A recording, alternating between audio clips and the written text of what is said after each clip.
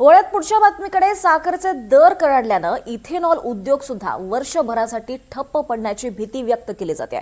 साखरेचे वाढते दर, ऊस टंचाई यामुळे राज्यातला आणि देशातला इथेनॉल उद्योग मोठ्या संकटात सापडलाय। साखरेचा खरेदी दर 38 रुपयांपेक्षा जास्त गेल्यास इथेनॉल निर्मिती करणं परवडत नाहीये। पुढेही साखरेचे दर 40 ते 45 रुपये किलोच्या घरात राहण्याची शक्यता आहे। देशात आणि विशेषतः महाराष्ट्रात यंदा गाळपासाठी ऊसाचा तुटवडा भासण्याची शक्यता आहे। केंद्र सरकारकडून त्यामुळे इथेनॉलपेक्षा साखर उत्पादनालाच अधिक प्राधान्य दिलं जाणार आहे। अधिक माहिती घेऊयात आमचे प्रतिनिधी यशपाल सोनकांबळे यांच्याकडून। यशपाल, आपण पाहतोय साखरेचे दर कडाडले, त्यामुळे आता इथेनॉल उद्योग सुद्धा वर्षभरासाठी ठप्प पडण्याची भीती व्यक्त केली जाते। नेमकी काय कारण आहेत यामागची?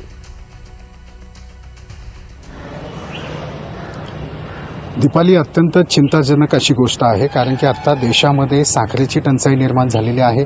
जागतिक बाजारपेठेमध्ये देखील तेल कंपन्या इथेनॉल निर्मितीमध्ये स्वारस्य दाखवत नाहीये। एकूणच आत्ता जो तेल कंपन्यांकडून साखरेचा खरेदीचा जो दर आहे तो 35 ते 38 रुपये किलो असा आहे।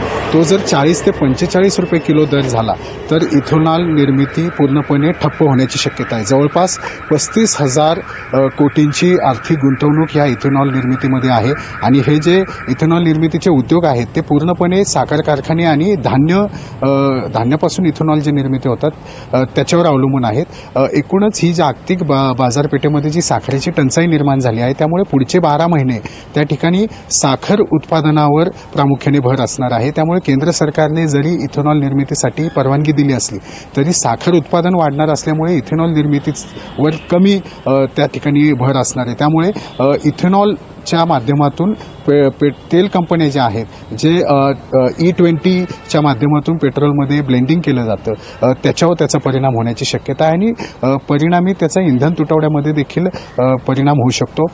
इथेनॉल निर्मिती करणारे जे कारखाने आहेत, विशेषतः उत्तर भारतातले सर्व राज्य असतील आणि महाराष्ट्र, या ठिकाणी इथेनॉल निर्मिती मात्र कमी होणार आहे, कारण की आता ऊसाचा जो हंगाम आहे तो सुद्धा गेलेला आहे।